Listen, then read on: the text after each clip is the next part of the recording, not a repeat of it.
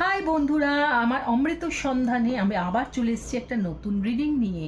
তো আজকে যাদের রিডিং করব তারা হলো Libra, sun moon rising and venous.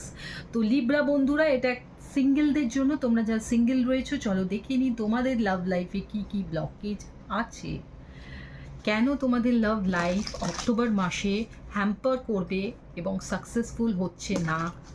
চলো দেখে নেওয়া যাক।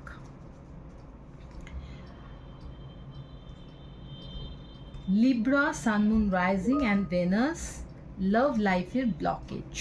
First blockage, too much work. Next হচ্ছে unworthy. Third হলো demanding.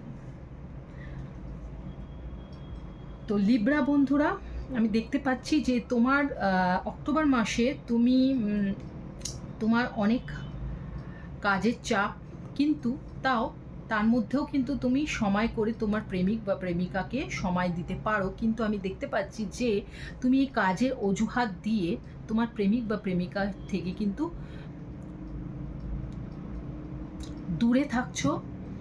হয়তো নানা কারণ হতে পারে, ইন্টারেস্ট কমে যাওয়াটাও এটা একটা কারণ, বা তুমি হয়তো বুঝতেই পারছো না যে তুমি যে এই এক্সকিউজটা দিচ্ছ এটা একটা এক্সকিউজ। তোমার মনে হচ্ছে যে তোমার জীবনে প্রচুর কাজ, তুমি সামলাতে পারছো না, সেই জন্য হয়তো তুমি তোমার প্রেমিক বা প্রেমিকাকে টেকেন ফর গ্রান্টেড মনে করছো, যে হ্যাঁ সে তো অপেক্ষা করবে আমার জন্যে।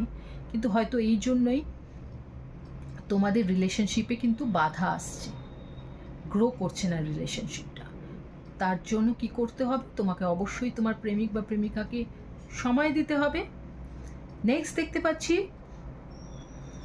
যে তোমার নিজের মনের মধ্যে একটা ধারণা তৈরি হয়েছে যে তুমি বুঝি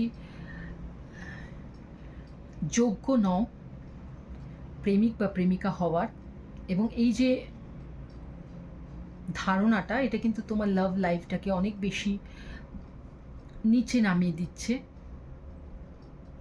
তোমাকে এই বিশ্বাসটা রাখতে হবে যে তোমার জীবনে একটা দারুণ সুন্দর প্রেম আসবে এবং রয়েছে, এবং তুমি তার যোগ্য। এই যে মানসিকতা, এই মানসিকতাটা তোমার নিজের মধ্যে আনতে হবে এবং সময় কাটাতে হবে তোমার প্রেমিক বা প্রেমিকার সাথে, যাতে তুমি তোমার যোগ্যতাটা বোঝো, তার জীবনে তোমার কি ভ্যালু সেটা তুমি জানতে পারো। তার জন্য তোমাকে তার কাছে সময় দিতে হবে, সময় কাটাতে হবে, তার সঙ্গে ঘুরতে যেতে হবে। আমি দেখতে পাচ্ছি কোনো সমুদ্রের জায়গায় গেলে তো অবশ্যই ভালো হয়। কাজ তো থাকবেই, কিন্তু কাজের মাঝে এই সময়টা তোমাকে দিতে হবে। এটা তোমার মাইন্ডও ফ্রেশ করবে এবং তোমাদের রিলেশনশিপটাকেও অনেক বেশি উন্নতি করবে। নেক্সট দেখতে পাচ্ছি যে তোমার তোমার চাহিদাটা এতটাই বেড়ে গেছে তোমার পার্টনারের থেকে, পার্টনারের প্রতি, যে সেটা তোমার পার্টনারের ক্ষেত্রে একটা ইরিটেশনের জায়গা নিচ্ছে। তুমি তোমার পার্টনারের কাছে এতটাই বেশি ডিম্যান্ড করে ফেলছো, হয়তো অজান্তেই বা জেনেই, যে সেটা তোমার পার্টনারের পক্ষে তোমাকে দেওয়াটা সম্ভব হচ্ছে না। হয়তো সে সেটা বলতে পারছে না, এই জন্য হয়তো সে তোমার থেকে দূরে চলে যাচ্ছে, তুমি সেটা বুঝতে পারছো। কিন্তু তার পেছনে কারণ এটাই যে তুমি তার থেকে এত বেশি ডিম্যান্ড করে ফেলছো।